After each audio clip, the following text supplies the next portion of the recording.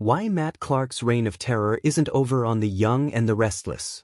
On The Young and the Restless, December 4th, Matt Clark has lost his mind. He tried to chase Noah and Sienna, which could have led to another tragic crash. Thankfully, the scorned lovers were able to escape him. But that won't be the last time they encounter him. Key takeaways. Matt had a breakdown as he closed in on Noah and Sienna. He received a screenshot from Victor that showed the AI was taking over his system. Matt warned that this wouldn't be the last time they saw him. Matt's mental breakdown. The truth finally came out on the December 4th episode.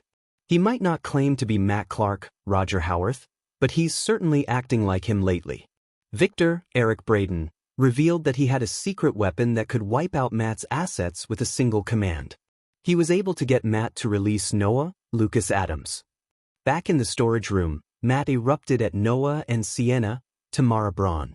He revealed all of his twisted and dark secrets, which included a drug problem and a corrupt detective. Noah tried to knock Matt off his game when he wasn't looking. Matt made it easy for Noah since he was already crashing out. Noah and Sienna were able to escape. They went to the shadow room to obtain evidence and cash. Then, they jumped into Sienna's car, as Matt closely tailed them behind. But he was distracted by an AI-related notification on his phone. Matt spiraled as he learned that they escaped. Not the end? This storyline revealed that the drama in Los Angeles has come to an end. Sienna might follow Noah to Genoa City. But that doesn't mean the horror is behind them. When Matt drove off, he warned that this wasn't over. It was previously assumed that Howarth's role on Y&R would be short-lived. Of course, the character wasn't supposed to be redeemed after coming back from the dead. Still, Matt claims he's Mitch Bacall. He doesn't know who this Matt Clark is that everyone's talking about. Does Matt Clark have a twin brother? According to his warning, this won't be the last time that viewers have seen of Howarth or his dark ways. There will be more twists in this storyline, which may be put on hold for the holidays. The terror could likely follow Sienna and Noah all the way to Genoa City, assuming that is where Sienna is headed. For longtime viewers of The Young and the Restless, the name Matt Clark evokes a particular chill, one that belongs to the few villains who feel less like a soap antagonist and more like a ghost lingering in the collective memory of Genoa City.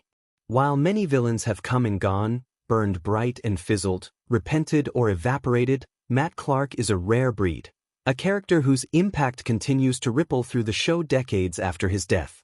But why does Matt Clark still matter?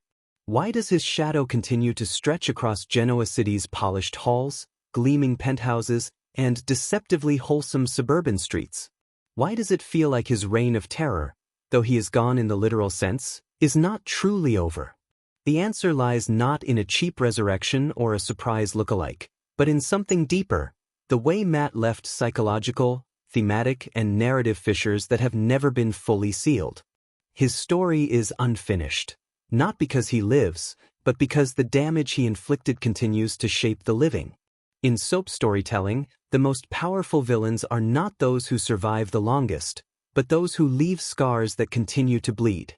Below, we explore the many-layered ways Matt Clark's reign continues, even from beyond the grave, through memory, trauma, narrative echoes, unfinished battles, and the dark gravitational pull he exerts on the characters who survived him.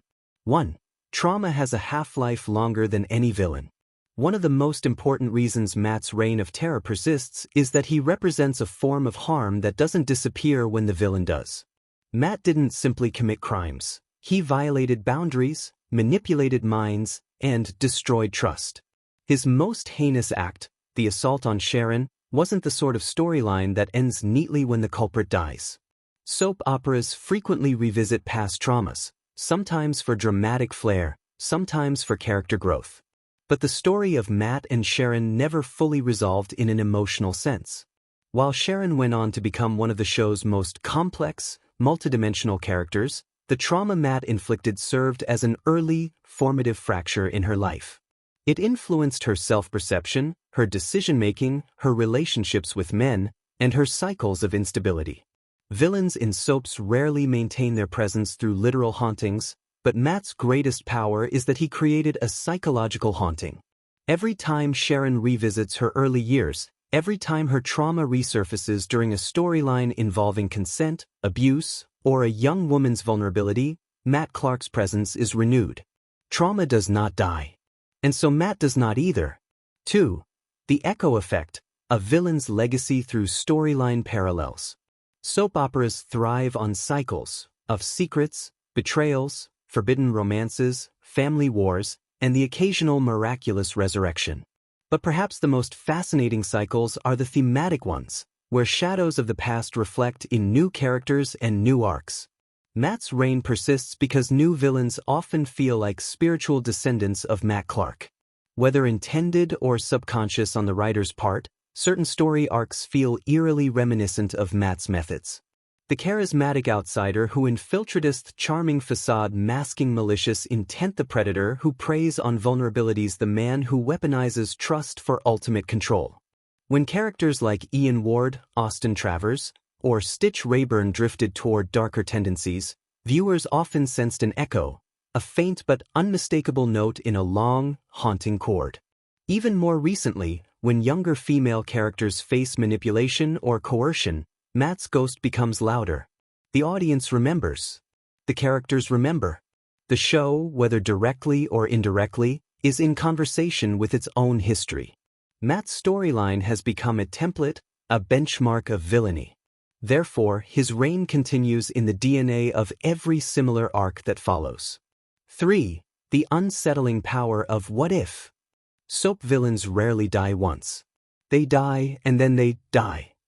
They return as imposters, twins, amnesiacs, or in the case of truly deliciously wicked characters, through elaborate schemes that defy biology but satisfy drama. While Matt Clark's death seemed definitive, soap audiences are conditioned to believe that nothing is truly final unless there's a body, and in soaps, even a body isn't convincing. Matt hasn't returned physically, but the possibility continues to hover. The show has never exploited it, which means the door remains oddly ajar. Every long-running soap has a few characters who, though technically dead, exist in a liminal storytelling space. Too famous to forget, too impactful to ignore, too loaded to resurrect, casually too valuable to fully close the book on. Matt Clark fits this category perfectly. The audience's subconscious "what if" is a powerful tether, keeping his reign alive not through plots, but through unease. Even the potential for a returned Matt, real or hallucinated, imbues certain storylines with tension. When a menacing stranger appears,